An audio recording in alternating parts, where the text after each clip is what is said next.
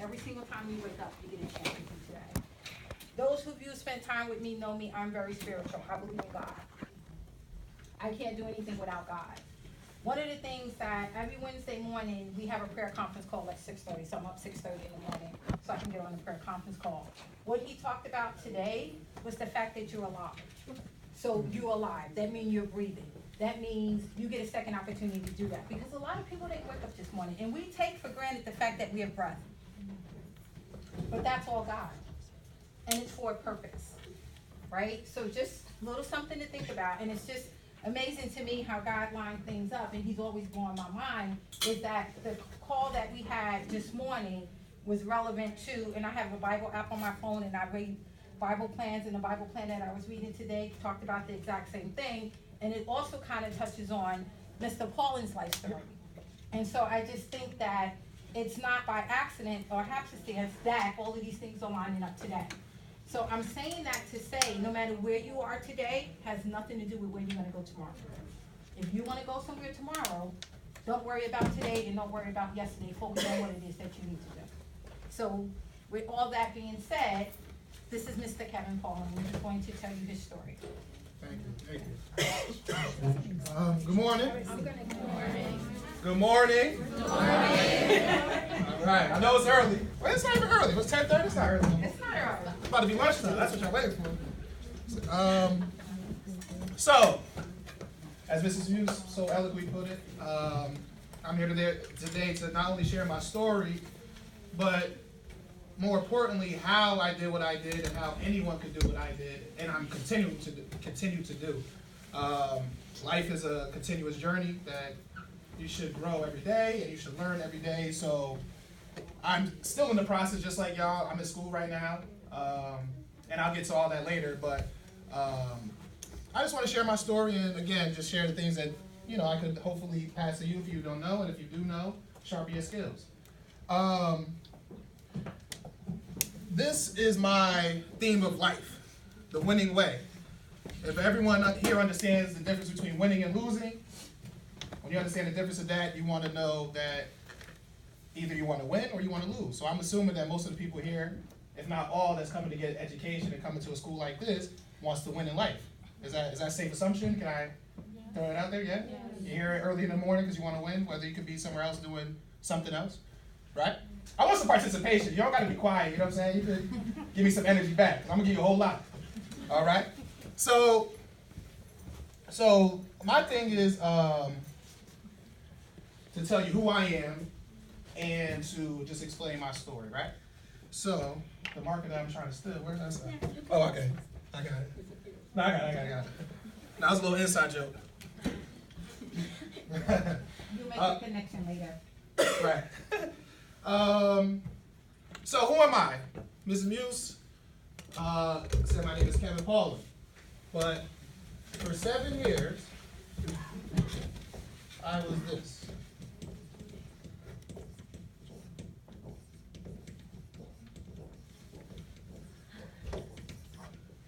$254960D/674410. I hope none of you guys know what this number is, but you may do, you may not. This is the New Jersey Department of Corrections SBI number, and this is the inmate number. So for 7 years of my life, out of 33 years, I was a member of the Department of Corrections of New Jersey. I was in halfway houses in New Jersey. I was in Bayside State Prison. I was in Craft. I was in Essex County. That's where I'm from. So I was in prison. During this time, I would deem this one of the lowest and highest points of my life. When I entered prison, I was very depressed, dealing with anxiety, really depression and anxiety. I was having a hard time just dealing with the situation, not from the outside, but from the inside. Being in, that was nothing. Most of the people there I grew up with, or I knew from the hood. But dealing with it from the inside was hard because I felt like I was nothing. I felt like I wasn't worthy of living. At that time, I could safely say I wasn't happy. So I wanted to change happiness. I wanted to be happy. And I had to figure out how to do that, but I didn't know how to do that. A lot of times, a lot of people I met through my journey want a better life, but they don't know how. And they've never been shown how or gave them the tools to actually accomplish that. So I went on a mission while in prison to find out how I could be happy, how I could be happy, and what that actually entailed for me. So with that being said, I went through a time where I wanted to figure out where I was as a person and who I was as a person. So I did a whole bunch of things, but the first thing I had to do was look in the mirror. I had to realize that for a long time, for most of my life, I blamed everyone else for what I was going through. You know, I wasn't accountable for the actions that I committed. So I'm gonna get comfortable with y'all if y'all don't mind. Y'all mind? Cause it's hot in here. Y'all mind? All right. We're gonna get comfortable. We're gonna have a conversation.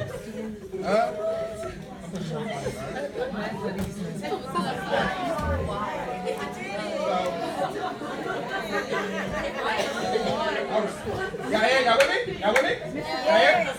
All right. So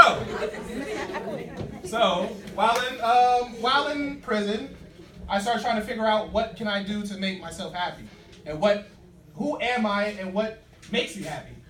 Because everybody wants to be happy, but what makes you happy or makes you happy won't make me happy, and vice versa, right? So we have to find the things that make us happy. So while looking in the mirror and being accountable for my actions, I mentioned this before. I spoke to a member of my support system, which I'll talk about in a second.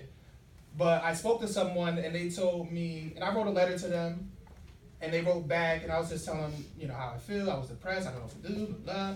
And they wrote back and said, this is the opportunity for you to turn poison into medicine. So with that being said, I was in a situation where I was on lockdown. I was in a prison cell, and I could let this situation define me and make me go down a slope, or I could let this situation define me and I could go up a slope. And I could use this as a springboard into success, being where I'm at this moment.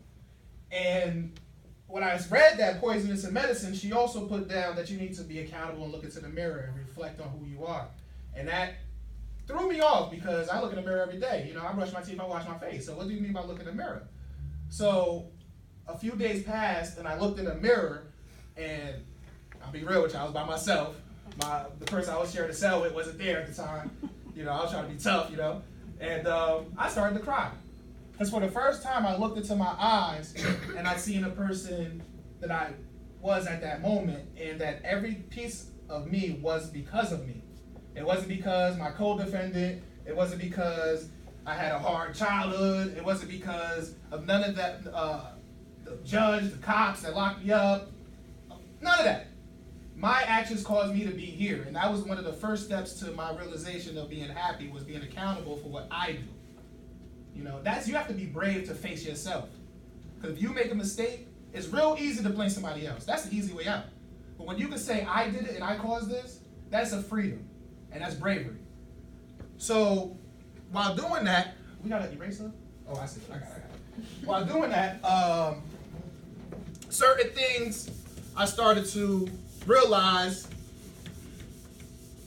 and I started to lean on, which was like my support system and different literature and so on and so forth. And I'm gonna get into that as well. But certain things I began to realize. Now, I know we got office. What's exactly classes? I know we got dental, right?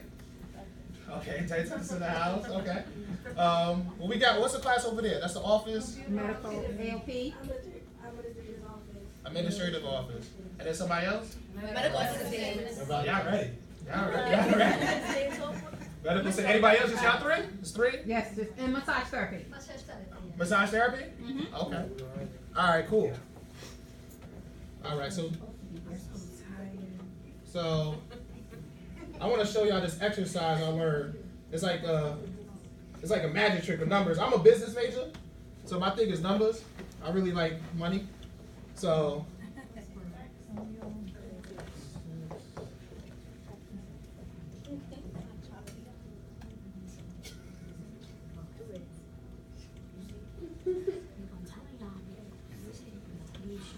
All right, cool. I'm sorry? 6 times 2 is 12? Yeah, right? Yeah, I thought I was a business major. So,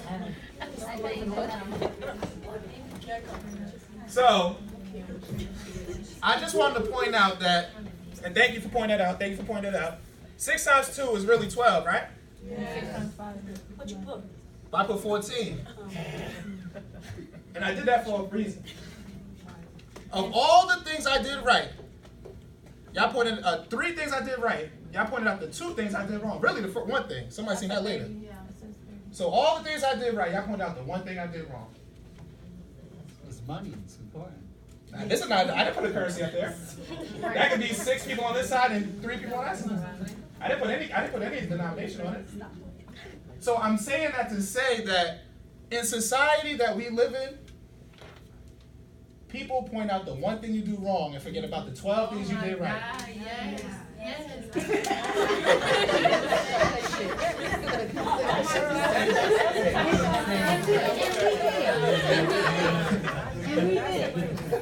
I just say that to my mom. I talk to everybody, you hear me? Yeah. So the correct answer is 12. So I'm gonna erase this because I'm gonna use the bullet. But the correct answer is 12, but I knew that. I did that on purpose. But the point I want to make is don't worry about that. Because guess what? If your shoes are untied, somebody's gonna point that out. You know what I'm saying? Yeah. If you got your pants on, Yeah, some people gonna let you, and some people ain't gonna let you trip. But the point is, they're not gonna point out the positivity of your outfit. You get what I'm saying? no. I get exactly where you're coming from. So, And it must be frustrating. yeah.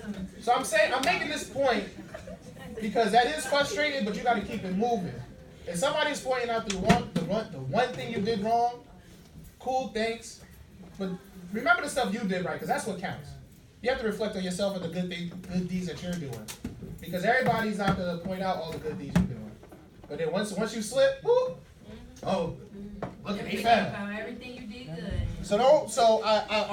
I'm putting that as a tone setter for as we continue to have this discussion.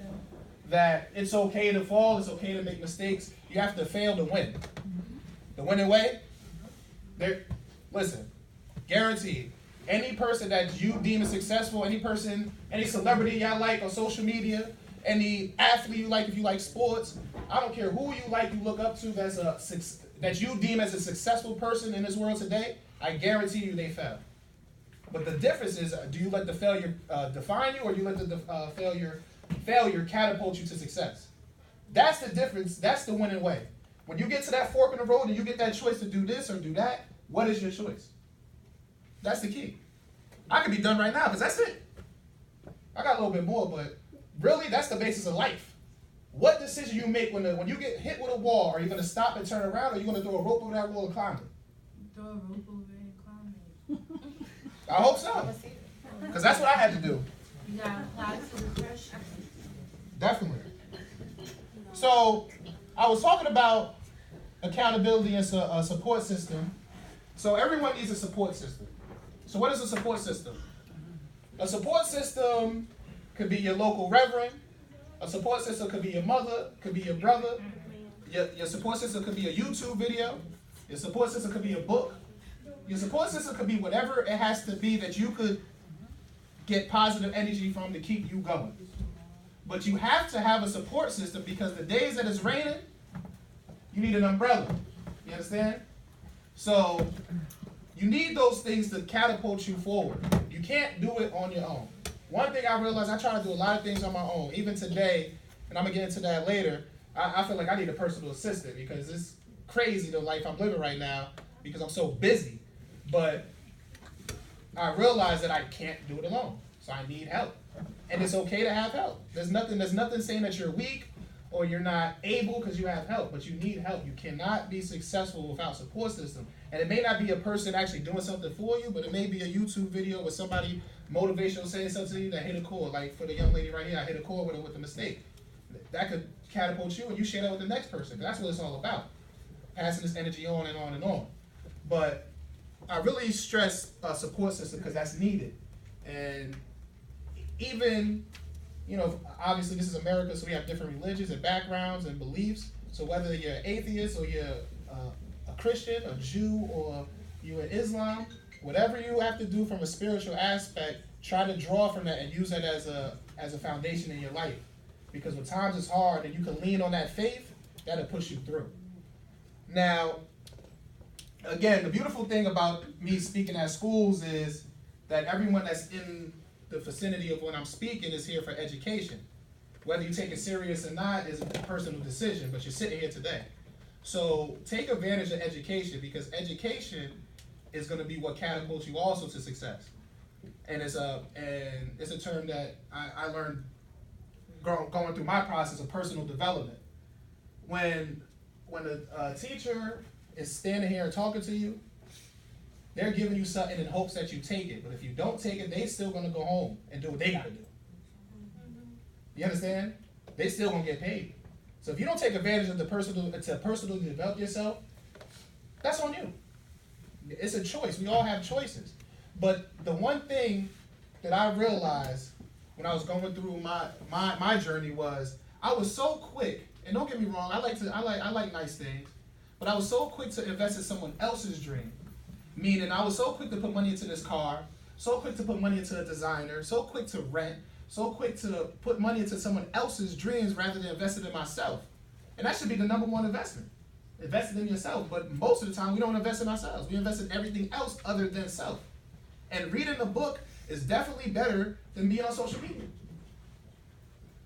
And I'm reflecting to myself because I haven't read a book in probably since Thanksgiving.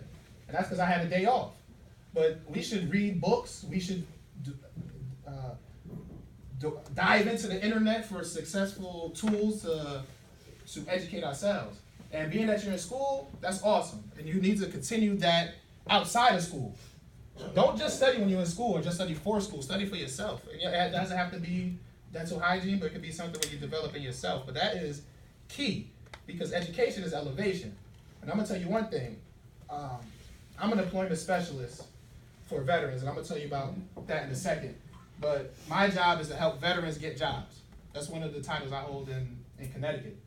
And sure enough, I've through the 3 years I've been doing this and collecting data and seeing people get jobs for $100 grand a year and people get jobs for $11 an hour, the one thing that's a common thing is skills. If you don't have a skill, you will make minimum wage in America, flat out. If you don't have an education, a degree, a diploma, certification, any skill that you can't bring to the table to that employer, they're not going to hire you. And it's just flat out, that's a fact. So while you're doing the education, do an education for your professional life, but also for your personal life. Put it together, and that's going to help you elevate to the next level of winning. So in prison, while I'm figuring all this stuff out, I'm getting I got my support system. I got people writing me. I'm on the phone. I'm starting to see what I need to do to be happy. I started to read, like I was saying, the education. So I started to read books like Rich Dad, Poor Dad, As a Man Thinketh, Think and Grow Rich. I also started to exercise. I started to meditate. I started to pray. So again, whatever your religious background is or spiritual background or none, you can meditate. There's really just a time to have seclusion with yourself and with the powers that be, depending on your choice. But those things started to make me feel better. And I started setting little goals for myself. Like for one, I put a goal where I learned all 50 capitals to the 50 states in this country. So that was a goal of mine. That doesn't have to be a goal of yours. But that's something that you can do for yourself. For one, it helps your memorization. And two, it's just something that you feel accomplished. You know what I'm saying? When you're setting small goals towards your big goals and you start seeing those small goals get knocked down, you start getting momentum. And you start feeling better about yourself, and that produces self-confidence. And then while you get self-confidence, you get the momentum, you keep going and going and going. Then next thing you know, it's like I put 10 goals and I knocked all 10 goals down. I'm going to knock 20 goals down and 40 goals down and 100 goals down. You know what I'm saying? But it starts small to go big. But as long as you have that goal, that big term goal of what you want to be, you don't have to accomplish it today. But as long as you're working towards it every day, that's the key. So my perception of life had to change. So basically, the cliche of half glass full or half glass empty, meaning if I fall, is it I can make it funny, or I can fall and say that my life is over. Either I can get up or I can stay down, basically. So I started to change my perspective of life and try to be more positive. And I learned that I'm gonna start drawing now. I'm having fun. Okay, I noticed that though. All right, so I'm not gonna make you guess this, but this is a door, right? Little hinges. Make a little thing for the dog. All right, so that's a door. So we all will come to a time where there's gonna be a door that is closed in front of us. And what I was doing was staring at that door for days and days and weeks and months and years and complaining about, why is this door closed? Open this door. Why are you closing on me? How could you? This whole time though, there was a whole other door. I ain't gonna draw that door. But there was a whole other door right here open. And what happens is, a lot of times when something doesn't go right, for me personally, I used to be like, God, why me? Da, da, da, da, da, da. When the whole time God opened another door, but for me, focusing on the failure and not focusing on the opportunity. So I know a person that lost their job. And when they lost their job, they were devastated. It was a mass layoff. It was 2 people I knew. The first person, they were devastated. They had kids, daycare, all these things. They didn't know what to do. Single mother. And then I had another person who was a single mother, kids, daycare, same thing. They both ended up homeless. And they were in 2 different facilities as far as shelters, but they were both homeless. And I was working with both of them because they both were veterans. And when I'm talking to one, I'm trying to encourage her and this and that, the first one. And, slowly but surely she started being encouraged, but she was down and out. When I started talking to the second one, she was encouraging me. I had never met someone so happy that they were laid off. Not because they lost their job, not because they was in a homeless shelter, but because she said God has a plan. She said this was God's plan to close this door to open up a better opportunity for herself and her family. And needless to say, she's making $100,000 at Sikorsky working with government contracts now. And the other person's doing well too. So I'm not saying they're doing well too, but she's making about double my salary, I'll tell you that. And which was a beautiful thing though, but her perspective it made her get through that situation in a whole different light than someone going through the same situation. It is going to get hard, but you have to look at the situation as a whole and how it could help you as a person. You know what I mean? And that's the way that you combat those situations and those hard times. So that leads me to what the great Henry Ford once said: if you think you can or you think you can't, you're right. I'm gonna let that sit in for a second. I'm gonna say it one more time though. If you think you can or you think you can't, you're right. It's on you. This thing called life is on you. If you want to be great, guess what? You can. If you tell yourself, I can't do it like he do it, or I can't do it like she do it, then you're right. I ain't worried about nobody when it comes to my success. I'm going to do it the way I want to do it, and that's it. I'm not comparing myself to anybody. I'm not doing none of that. Because at the end of the day, I'm here to live my journey and to help people. And with that being said, I can do whatever I want. When I was a kid, that used to be so cliche. You can be whatever you want when you grow up. But they were right. They were really right. And for a long time, I didn't think I could be whatever I wanted. I only could be this person from Jersey that wanted to wear tall can Tims and big white tees in them eras. And you know what I'm saying, to run the streets. You know? I'm with the fitted jeans now, though. I ain't country with that. But back in the day, that was the thing. You know what I'm saying? The Bobby jeans and all that. So, so these days, these are the things that, I just want to share with y'all. But the one thing that takes it a step further when we're talking about empowering ourselves and personal development because now we're on the journey, right? We talked about a support system. We talking about accountability, looking in the mirror. We talked about personal development and education and believing in yourself. But what's so beautiful about all of us as a people is that we're all the same, but we're all different at the same time. So our passions and our goals are not going to be the same, and that's okay. But what you need to really reflect on is that whatever your passions are, you have to go after that, because that's going to be what fuels you. That's what's going to be what gets you through those hard times and them tough times and them difficult situations where things are not going the way you want it to go. So really reflect on, what do you love to do? What is your dream job? What do you want out of life? What kind of legacy you want to leave behind for your kids' kids' kids? Because that's important. I didn't think that was important. I don't have any kids, but I have a nephew, and I want my nephew kids to know that his uncle was a stand-up person and did what he can to help others.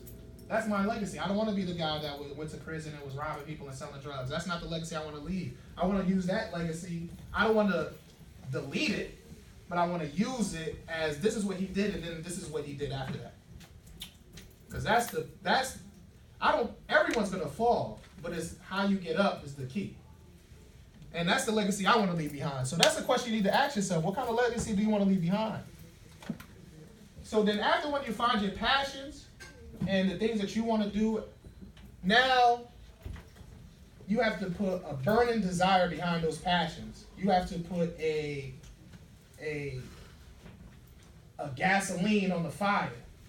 Because what happens is you can want these dreams and aspirations, but if you don't focus on it with everything you got, it's not going to have that energy. You have to put everything, every cell in your being is behind your dreams and aspirations and goals. And when doing that, that's when you're going to start seeing results. Because I've realized also that energy attracts energy. Positivity attracts positivity. Negativity attracts negativity. I wanted to share this with y'all. I was on a call. I was on a conference call a couple weeks ago, and it was this business gentleman. Not to go into details, but we were talking, and he asked me out of nowhere. I was just quiet on the call, so that's probably why he asked me, because I wasn't saying nothing. But he says, "Mr. Paulin." I said, "Yeah," or no, I didn't. I said, "Yes," and then yes, sir. So he says, "The last 5 people you talked to on your call log, look at them." So I took my phone out and I looked at the last 5 people on my call log. And I said, "What you want me to tell them? You don't know these people." No. He said, "Out of the last 5 people, did all 5 of these people add value to your life?" And that blew me away. Because I knew from the top, 2 of them didn't. I said, these 2 right here. But that's the thing that you have to understand too. You have to cultivate your dreams. You have to cultivate your passions, meaning you have to put the right fertilizer on the ground that you plant your seeds on. If you're surrounded by thorns and weeds, it's not going to grow. And I had to change my circle. I had to change the people I surrounded myself with. And if you want your dreams to grow and the people around you aren't encouraging you to do that, that's a problem. It's like you're getting pulled in 2 different directions. So you got to let that go so you can climb up. Because it's really hard to climb when you got an anvil on your ankle. So really look, and I want y'all to do that when y'all leave. Look at the last 5 people you text or last 5 people you called, and really ask yourself, are these people putting value in my life? When I talk to them, do I feel better as a person? Do I feel more encouraged? Do I feel stronger? Because if you don't, and you're spending hours on them communicating with these people, you may want to reconsider. You may just want to reconsider. And I'm not saying just cut people out your life, because a lot of times, for me, I'll be personal with you. I'm an open book. I'm transparent. Me and my father haven't talked for 6 months. We just talked for the first time 2 days ago because of the communication that we had was toxic. And I told myself, hey, I love him. My father, he been there for me. He's been my rock, whatever. But at the same time, I'm not going to let anyone tear me down. I love myself too much to allow somebody to tear me down. You know what I'm saying? So it is what it is. So I take that to show that extreme example that, hey, I'm not saying I don't love my father. I'm not saying I'm not going to call him on his birthday. I'm not saying none of that. But if I got to use someone else to fill that void of encouragement, then it is what it is. Because I'm too focused on my success to let anyone get in the way of that. And that brings me back to the burning desire. You have to have such a passion and such a burning desire that nothing or no one will get in your way, including yourself, including sleep. There's many nights I don't go to sleep for 2 hours because I go to work, then I go to school full time, then I got to do a paper for the next day, and then I got an exam the other day, and it is what it is. Then I'm running a business and so on and so forth. So, hey, sleep is a privilege for me. If I can get 5 hours of sleep, I'm cool. But that's how bad I want it. So if all the goals and dreams you have, if you don't have that burning desire to do whatever it takes to make it happen, probably not gonna happen. And that's just the reality of it. I said this earlier, to fail big, when we were talking about celebrities, and I guarantee you they fail at one time and then they picked themselves up and kept going at their dreams. You have to fail big. If you could do anything in the world, if my message to you is that you could be as great as you want to be, you could do anything you want to be, you could be whoever you want to be, then why not go for the top thing? Why dream so small for something you know you could accomplish real easily? Why not go for the things that everyone says you can't do? If you could do whatever you want, why not go for it? And that's the thing. We don't dream big because we don't think we can do it. So if you think you could do it, then dream big. But I'm here to tell you that you can do it. That's the difference. I'm not here to tell you maybe you could, maybe. I'm telling you could do it if you use these tools that I'm providing you. You can do whatever you want. So if you have this goal that you want to do, I don't care what it is, then go for it. You can do it. Invest time into your passions. Put the time in, and you're gonna see the results. And I mentioned this earlier, but I just want to really quickly touch on it. Goals. Daily goals. Monthly goals. Yearly goals. Lifetime goals. The thing with goals are that you have to write them down. I've had many conversations and damn near arguments with people because I said, you have goals? They say, yeah, I have goals. Did you write them down? No, they're right here. That doesn't work. I'm telling you, it doesn't work. I got a little more passionate because I be arguing with people. You have to write your goals down. They have to be tangible. They have to be something you could touch because your goals later on is going to be something you could touch. You have to make it real. And every morning, every night, you have to say your goals as if prayer. So use that time of your prayer. If you don't pray, use that as your prayer. Do something where every day you're focusing on it. And the key to making this work is how you say it. If you say, I hope one day to be this, you already started off on the wrong foot. I am this. I am that. And you claim what you want and you visualize what you want when you see it on your paper. And then it's really just a postmark check.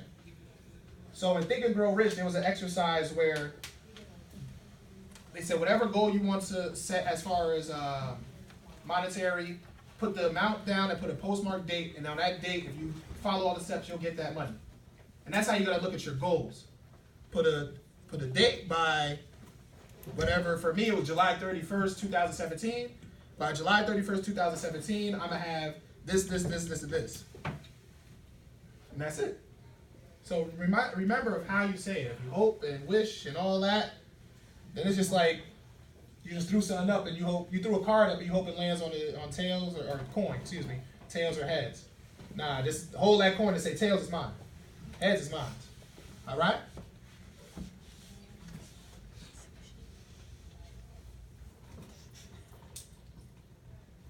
So again, hard work works. Work ethic, really preparing yourself. Because a lot of people look at celebrities, and I like to use celebrities because of the success that we think they have.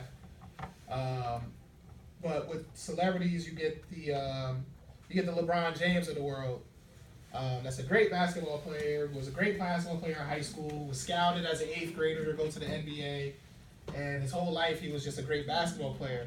But people don't see that in the shadows that LeBron James shoots 1,000 shots a day. You know, they don't see that LeBron James goes to the gym 3 hours a day minimum on his off season, let alone the games, let alone the championships, let alone all that other stuff. They don't really focus on the behind the scenes. They just see the glory and the championship trophy and they don't see the hard work that man had to put in to get there. You have to work hard because what happens is, especially in the work, because we're all in school to get into the workforce, right? So when you get into the workforce, the competition is crazy. And again, I've been blessed to work in a job where I represent veterans with employment. So my goal is to go into the community and job develop, which means go into the community and speak to employers about getting veterans jobs. So when I'm talking to these employers, I'm talking to HR directors, CEOs, and they literally look at resumes for like 12 seconds. And I might be exaggerating. Like, that might be too high. Like, they look at a resume, because they have so many resumes to pick from, that they're just looking for the one that stands out. And if they look for anything, if there's one little thing, there's a gap of time in work. No, they're looking for the things that look bad to put you to the side. They're not looking for again, what we were talking about, they're not looking for their achievements, they're looking for the things that make you stand out in a bad way, from my experience. And then they go back into the pile of what they have now. Now they look to try to differentiate between who has more experience and all that. But they're trying to cut down their load because it's a lot to look at 100 applications for 3 jobs. Or 100 resumes. So you have to stand out. And by standing out is by working hard and showing your dedication. When you go to the interview, showing that passion, because that exudes when you're speaking or having your interview. That passion, that's, again, when we were talking about energy and it connects into positivity, that energy will then go to that person and they will look at you differently. They look at you like you got a glow. You know, a lot of times you hear people that, like I grew up in a Christian home, so a lot of people, members of the church will look at certain members that when they call it the Holy Ghost, like they got a glow. And that's because it's simple. It's really that simple. Their energy is coming out of their body. They're so positive that it attracts other people, and it will also repel the people that don't want to see that light. So that's something to really think about. So then I went to the halfway house. I was in Jersey City, South Jersey. They had me all over the place. And so then my day of release, I had my list, I had my books, I was ready. And I came home in July 31st of 2014. And then I had 3 years of parole, which ended last summer. So to share some of the goals that I've accomplished, because I still got more to go.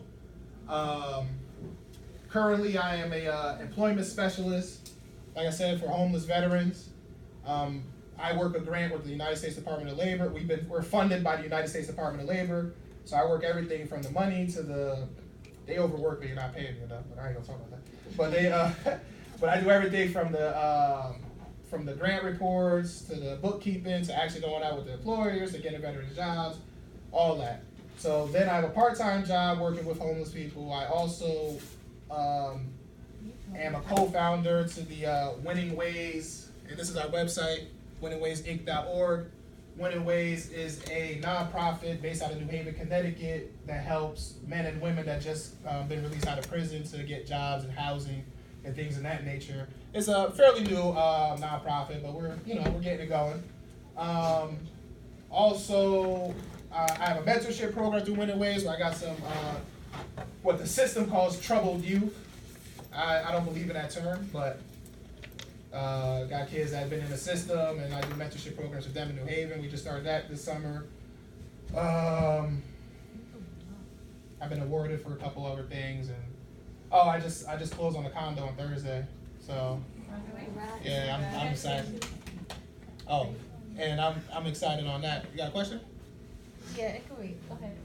You be the first one though, so I'm gonna do Q&A in a second.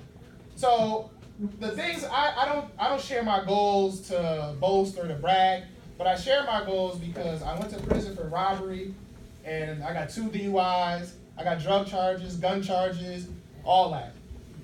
I just got off parole, and the goals that I just said, besides the condo, was accomplished 2 years ago. I was on parole. Bracelet on my ankle, everything. So I've been through it. 4 years, he's sitting in prison, 3 years on parole. And I'm saying that because if I could do it, coming from the same place y'all come from, Jersey, y'all can do it. And hopefully y'all don't have the path that I had, but we all go through our struggles. We all go through our trials and tribulations that's pertinent to us. So while going through those things, just remember that you could do and you could get through it. And I'm gonna just leave it at this. The sun is always shining. The sun is always shining. Even when the clouds come and it's raining and it's gray clouds, you don't see the sun, eventually those clouds move and the sun is still shining. You understand? So that's my presentation. Thank you for having me, and I'll take questions.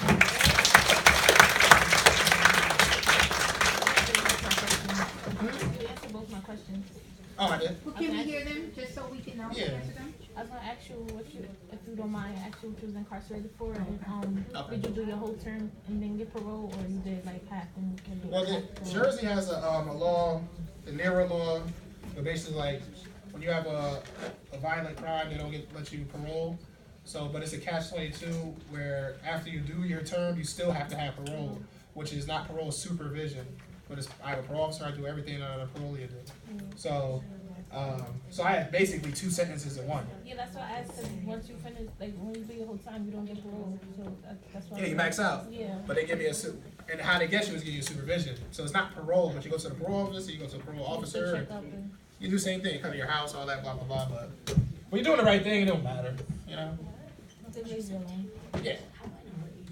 Yes. Yeah, that's like amazing to hear that he transformed the life all over. Because some people, they feel like when they get out of situations I like can that, hear her, please. or been in jail, or things that you've been incarcerated for, they feel like, well, I can't do nothing with my life because I messed it up a long time ago. And you just proved that there is a second chance. Mm-hmm. And a third sometimes. And a third, But definitely. yeah, society doesn't often give people second chances. Mr. Collins' story is not unlike a lot of other people's stories. It's not unlike a lot of our family members' stories. I personally know him. I personally know his story. I've been a part of his journey. He slept in my house, on my couch, when he was going through some of his transition periods. And he didn't really touch as much on it as I would like. But a support system is really important, because we disappoint our parents and we disappoint our friends and people who believe in us and value us. But at the end of the day, we're human, and we're the first ones to not give them second chances. So he didn't have a place to sleep, so he slept in my house. His parents forgave him and whatever, but whatever that period was, he needed somebody to be there for him. We need support system. Your family members are going to disappoint you. You're going to disappoint their family members. You have to surround yourself with people who are going to support you no matter what. Because just like you, just like them, nobody's perfect. And so he was given a second chance, and he took advantage of that second chance. And he realized, like he said, at that point, that was his lowest and his highest. Because he had to make a decision. He couldn't continue down that wrong path and spent the rest of his life in and out of jail or never getting out of jail. But he decided, based on what he knew and what he wanted, that he was going to turn his life around. And I know that's not our story in here, but our stories may not be that different. We made choices and decisions that makes life difficult and challenging for us. But you can turn that around. I had a kid, and I would say he was my high school graduation. When 2 months after I graduated from high school, and I'm thinking I'm going off to college, I found out that I'm pregnant. So now I have a mouth to feed. So no, I didn't go to college then. But right now, I stand here today with a master's degree. I fed him, I got him in college, and then I went back to school and I got my degree. So while it was difficult and challenging, yes, it can be done. Do I wish I had done it the other way? Absolutely. But I value the lesson that I learned in that. And so the whole point of this is for you guys to value the lesson and the mistakes that you made or the choices that you felt weren't the best. And I don't like to say mistakes. So let's say it wasn't the best decision at the time. But you can turn that around. Because guess what? You woke up this morning. So you have an opportunity to turn that around. And don't let people make the one mistake that you made. We all know 6 times 2 is 12. We all knew that. And the very first time I saw him do that, I didn't want to say anything because all these students in the classroom, but everybody did exactly what he wanted them to do. They pointed out the mistake. Works every time. And let them focus on that mistake, but you focus on all the things that you did right. Right. And even if they're in your inner circle, you focus on all the things that you do right. And you continue to do those right. And you say, and you own your mistake. You say, yep, I did that wrong. And this is what I'm doing now. So own it. See, what happens is when you don't own it, then they have power over you. And it bothers you more. And it bothers you. So you own it. You own it and you learn from it. Yep, you're absolutely right. That wasn't a good decision. But Yeah. guess what? I can make a better decision today. And then it shuts it down. You take the power away. But I just wanted you guys to hear from somebody, and I know you guys all have challenges in which you're overcoming. I just wanted to make a comparison to say, if this gentleman can do what he did, you guys can do anything. And like he said, if you think you can, you can. And if you think you can't, you are absolutely right. It's self-prophecy. If you tell yourself you can't do it, then guess what? You can't do it. But if you tell yourself you can, you can. And I worked a full-time job and a part-time job and was in graduate school. Talking about lack of sleep. Up 2 o'clock in the morning writing papers because I knew it was a temporary time for a long-time benefit. That's right.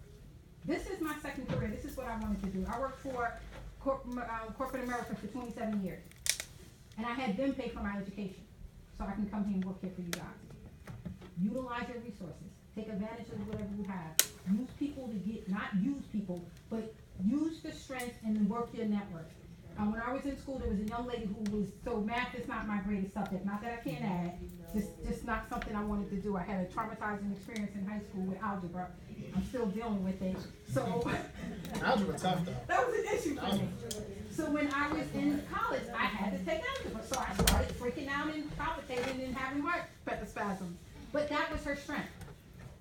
I was a management major. That was her weakness.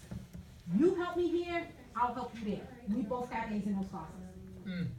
Find out what your strength is and help somebody where they're weak. That's how this thing works. And then we're all great. Because like you said, education is self-development. And you should never stop learning. So any more questions for Mr. Pauling? No? Anybody want a photo op? He's doing photo ops. He didn't know I just told him just now. I can do that when you call, when you come to my house.